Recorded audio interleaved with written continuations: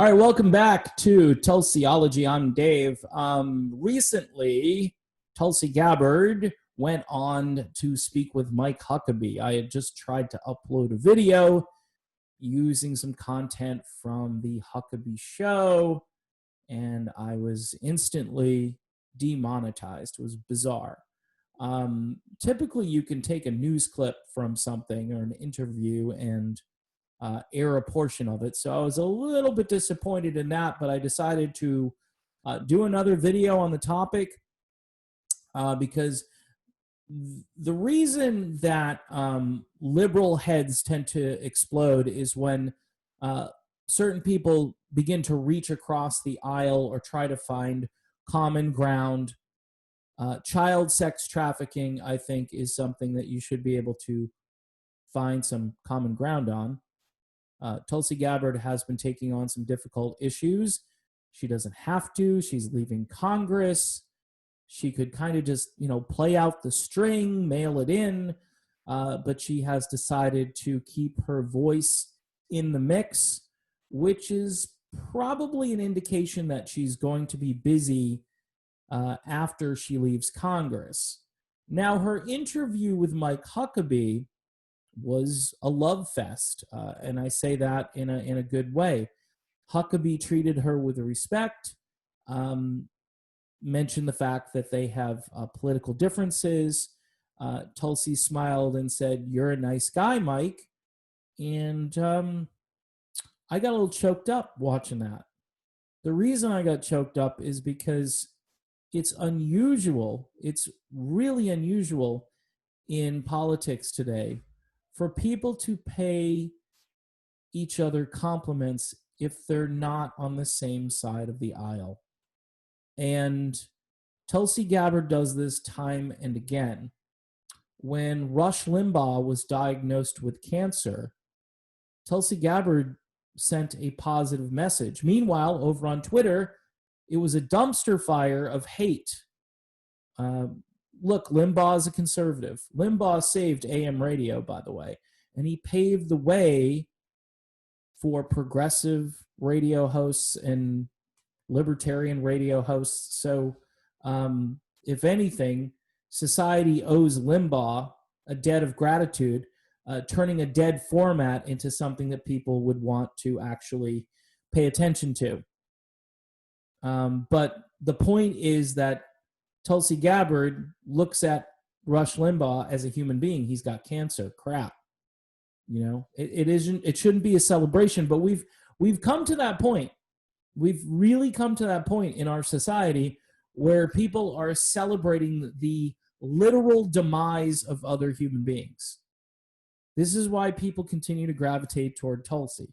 This is why the forgiveness quotient for things like, her being very Dr. Fauci at times, and also, saying, hey, I like Joe Biden and his wife. I 1000% forgive Tulsi Gabbard on those. She's got her reasons, and I'm not saying she's flawless. I'm not saying she's perfect, but her judgment is probably a lot better than mine. I've not been in Congress. I've got strong opinions. And I think Tulsi, even though she has strong opinions, she's far more diplomatic than somebody like me. And she knows the issues. And she serves our country. In fact, Huckabee asked her about a recent deployment up to Alaska, and she talked about how she helped out with infrastructure. She's doing incredible things just by serving in the military. She really is. The missions she's currently involved with aren't, to blow things up. The military is tasked with doing a lot of other things, some of which is really good. And we need to maybe be a bit more mindful of that when we talk about dealing with the military-industrial complex. We could use our military for good. We don't have to use it just for destruction, or as a tool to threaten other countries when we don't like what they're doing. The point of this video, though, is to talk about her and Huckabee and how this is the kind of political discourse we truly need in this country. We don't need this tribal warfare, this one-upsmanship, this nonstop zinger brigade that shows up on Twitter and never leaves. If you say something out of their purview, they come at you with both barrels and you're just lying there on the ground saying, okay, I guess my opinion is meaningless, because that's how you feel. Or if you try to defend your opinion, you get into a war of words that could last for hours. You leave, you come back, and the tweet is still there. Most of the world is not like Twitter, but my fear is that more of the world is becoming like Twitter. And in the case of Tulsi Gabbard and Mike Huckabee, that's old school. That's how it used to be. Tip O'Neill, Ronald Reagan, people getting along, but actually doing meaningful things and talking about meaningful issues, whether it's ballot harvesting or whether it's child trafficking and the culture, which is unraveling. And people seem to be okay with that. They seem to excuse it. And if the left and the right can't come together on a thing like this, then there's no point to any of what we do. Seriously, there's no point to anything. If we can't come together, it's like one of those times where the Senate votes, 99-0 or whatever on an issue. It rarely happens. There's rarely agreement across ideological lines because, quite honestly, people are defensive about their team and they don't want the other team to get any credit for anything, nor do they want to engage in the culture war because they look at it as authoritarian. It's not authoritarian to say what's right and wrong. It's not.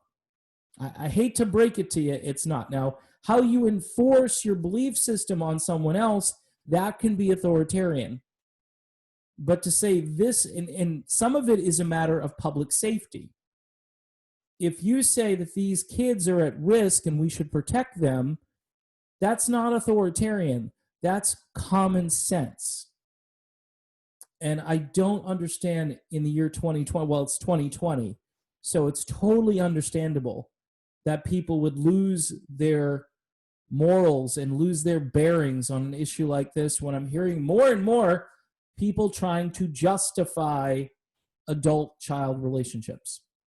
And I'm being kind with the choice of words here because I'm trying to stay monetized, quite honestly. I already had one of these go demon, and it's done. It's not coming back. So I want the videos out there, but I also would like, somebody to actually acknowledge that this video is in the mainstream of thought. Because the only reason you would censor or demonetize is because I'm saying something really controversial, and I'm really not. Tulsi Gabbard is not controversial when she goes on Mike Huckabee to talk about her friend's 13-year-old daughter. It's very much in the mainstream. It's happening everywhere, and it's not a conspiracy, and I'm not part of an underground group that believes in fairies and so forth. I'm somebody who has a child myself, a 6-year-old, who I care deeply about. I've got older kids, but the 6-year-old right now, I'm most concerned about him going forward in a world like this. So kudos to Tulsi Gabbard for going on with Huckabee. It just shows me that she was the right candidate, and she still is the right candidate. And somehow we've got to convince the country and get beyond this corrupt media. I mean, imagine if that information had gone out about Tulsi and how great of a candidate she was. Imagine if she went on a talk show and rather than call her out on the fact that she went over and did a fact-finding mission in Syria, imagine if they said, wow, that's an independent-minded person who really wants to get to the bottom of this, who may not trust our own intelligence. It's called whistleblowing. This is why Julian Assange is locked up. This is why Snowden went through what he went through. And there are other, Chelsea Manning, there are other people out there that have secrets. And those secrets would do a lot of damage. Supposedly there's a flight log somewhere that might come out, trips over to a certain island, Will that do damage to the elites? I don't know. Depends what the media does with it.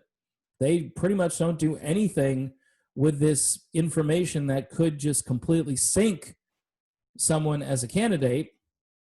And the person most intimately connected with all that is probably Joe Biden, although Trump might have some connections as well. I'm not here to defend Donald Trump. I'm here just to tell it like it is. So, again, that's my video. Tulsi and Huckabee. It's good stuff. It's the way politics should be. People speaking to each other with kindness and respect, something that is very much missing. See you soon.